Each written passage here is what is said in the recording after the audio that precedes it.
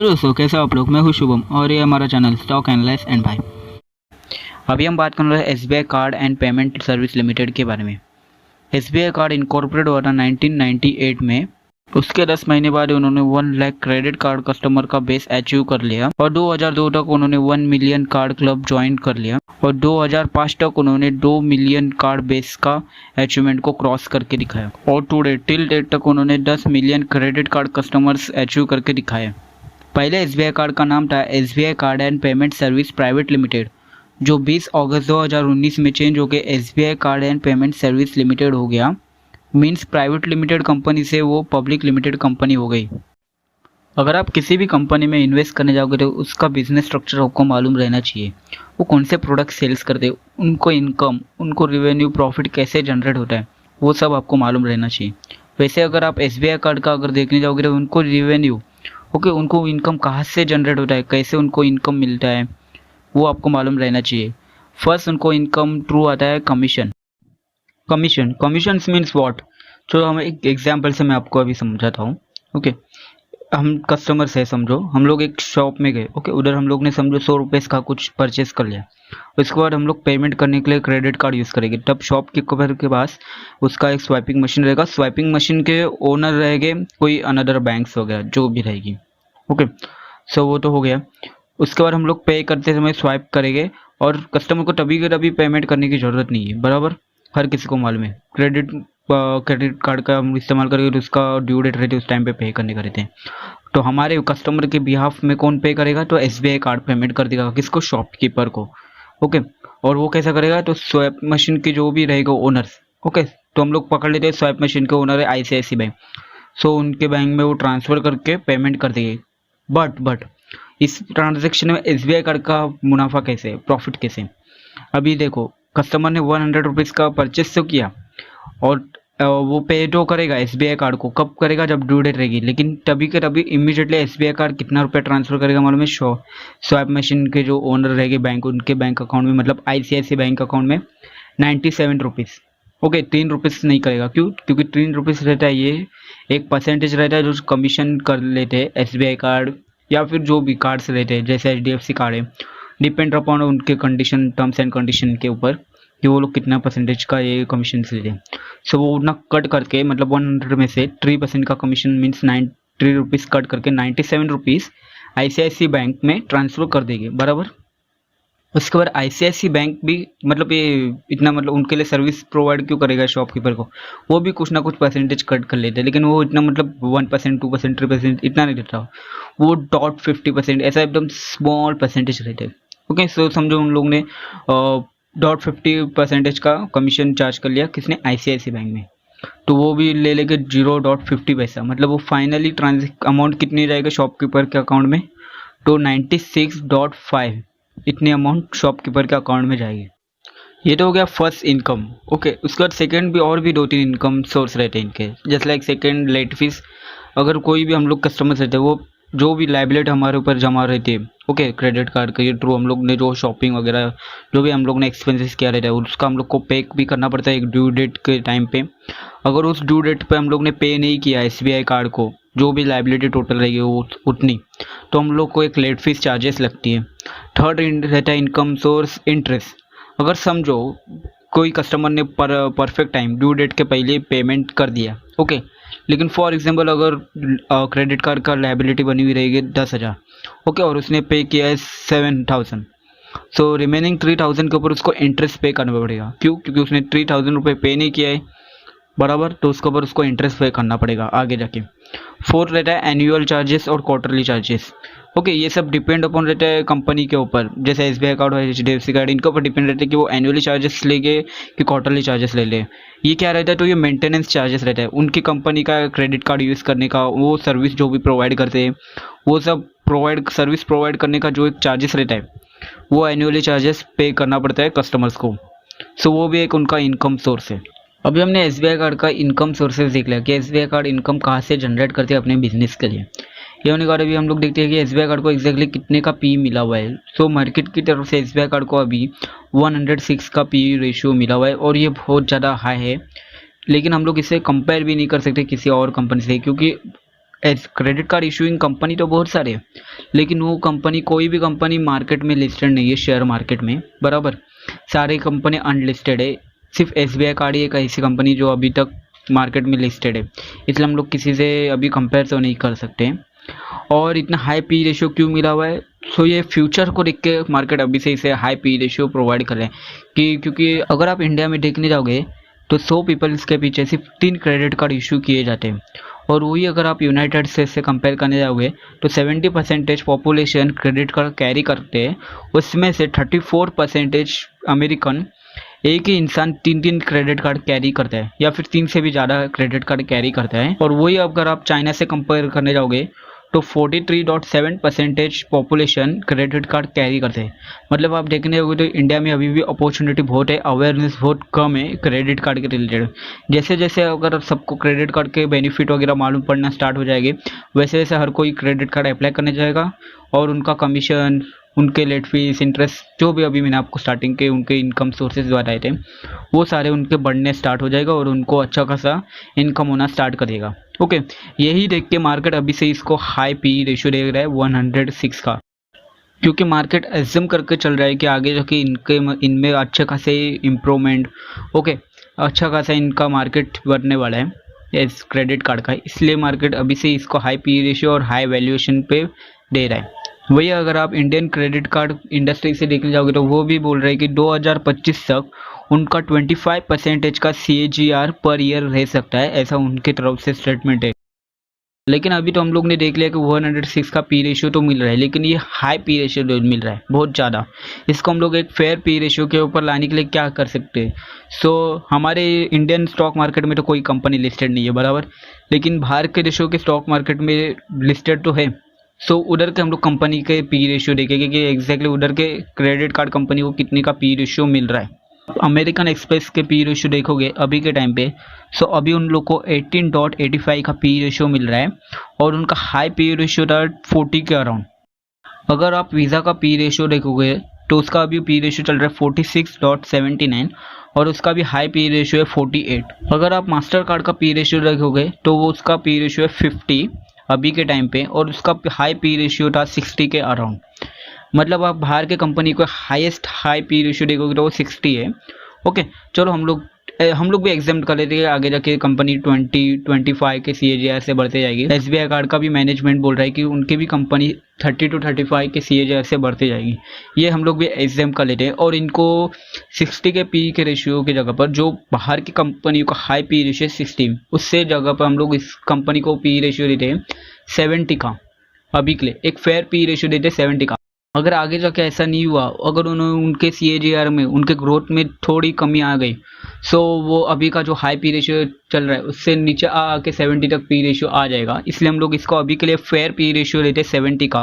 अगर आप market share के हिसाब से देखने जाओगे तो क्रेडिट कार्ड स्पेंड में HDFC बैंक का है 31%, SBI कार्ड का 19%, ICICI बैंक का है 15%। क्रेडिट कार्ड स्पेंड्स मतलब क्या है? जब कभी हम शॉपिंग करने के लिए मॉल्स या फिर स्टोरेज में जाते हैं, उस टाइम पे हम लोग कौन सा कार्ड यूज़ करते हैं, वो है credit card spend percentage. And credit card outstanding में HDFC बैंक के 25%, SBI कार्ड है 19%, ICICI बैंक है 16%। मतलब HDFC बैंक इसमें भी नंबर 1 पे है। अगर आप इन दोनों का ओवरलुक करोगे, सो नंबर 1 पे आते हैं HDFC बैंक, सेकंड नंबर पे आता है SBI कार्ड, और थर्ड नंबर पे आता है ICICI बैंक। अगर आप SBI कार्ड के pros and coins, advantage and disadvantage देखोगे तो प्रोस में फर्स्ट हाई ग्रोथ अपॉर्चुनिटी, जैसे मैंने आपको पहले बताया था कि इन इंडिया 100 पीपल्स के पीछे 3 क्रेडिट कार्ड इशू किए जाते हैं। आगे जाके जैसे जैसे क्रेडिट कार्ड के अवेयरनेस ज़्यादा बढ़ते जाएगी, वैसे वैसे क्रेडिट कार्ड इंडस्ट्री के ग्रोथ के अपॉर्चुनिटी बहुत ज़्यादा अभी भी बाकी है। अगर आप फ्यूचर के हिसाब से देखोगे तो इंडिया में अभी भी ग्रोथ अपॉर्चुनिटी बहुत ज़्यादा बाकी है, इसलिए हाई ग्रोथ अपॉर्चुनिटी अभी भी अवेलेबल है इन इंडिया।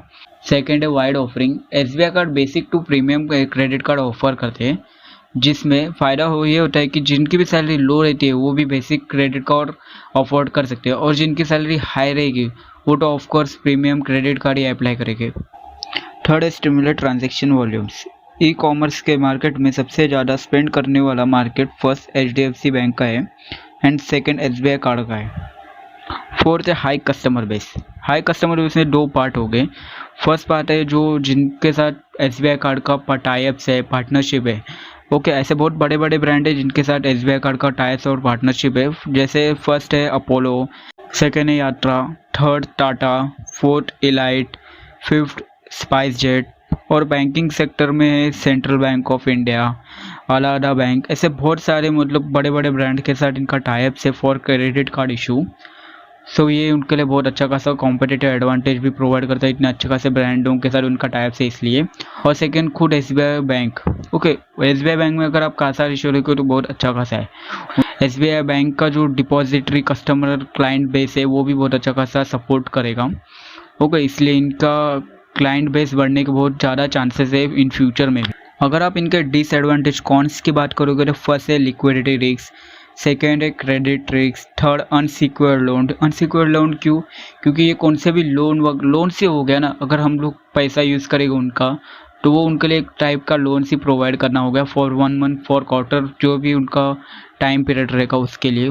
ओके, लेकिन वो अनसिक्योर्ड है क्योंकि हम लोग पैसा स्पेंड करते हैं लेकिन हम उसके सामने कोई प्रोडक्ट या फिर हम लोग का गोल्ड वगैरह कोई गिरवी नहीं रखते, कोई ऐसा हैज ए सिक्योरिटी नहीं रखते, इसलिए वो कम्प्लीटली 100% अनसिक्योर्ड लोन है जो उनके लिए कॉन्स बन रहा है। एंड फोर्थ है इंक्रीजिंग UPI इंडस्ट्री। अगर आप किसी भी शॉप में जाओगे तो हर एक शॉप में आपको स्वाइप मशीन मिलेगी नहीं। जिनके मतलब बड़े बड़े मॉल्स या फिर बड़े बड़े होटल रेस्टोरेंट ऐसे जगह पर आपको स्वाइप मशीन नॉर्मली मिल जाती है। अगर आप नॉर्मल मीडियम रेंज के अगर किसी शॉप में जाओगे तो उधर आपको स्वाइप मशीन मिलने के 100% चांसेस नहीं रहते। लेकिन आप वही अगर UPI का बारकोड देखोगे तो वो हर एक जगह अवेलेबल, चाहे वो एकदम छोटे से छोटा शॉप भी क्यों ना रहे, उधर भी UPI बारकोड आपको मिल जाता है। उसकी वजह से UPI इंडस्ट्री बहुत अच्छी खासी बढ़ रही है। और अगर UPI इंडस्ट्री ऐसी ही बढ़ती रही तो वो एक क्रेडिट कार्ड इंडस्ट्री के लिए बहुत मतलब अच्छा खासा कॉन्स देने के जैसा काम आएगा, आगे जाके बहुत अच्छा खासा उसकी वजह से उनको कंपटीशन मिल सकता है। जैसे हमने अभी तक एडवांटेज एंड डिसएडवांटेज सारी बात कर ली, अभी एक बार हम लोग इनके प्रॉफिट एंड लॉस के ऊपर भी देख लेते कि एग्जैक्टली इनका business year on year base के ऊपर कितना अच्छा खासा बढ़ रहा है कि नहीं।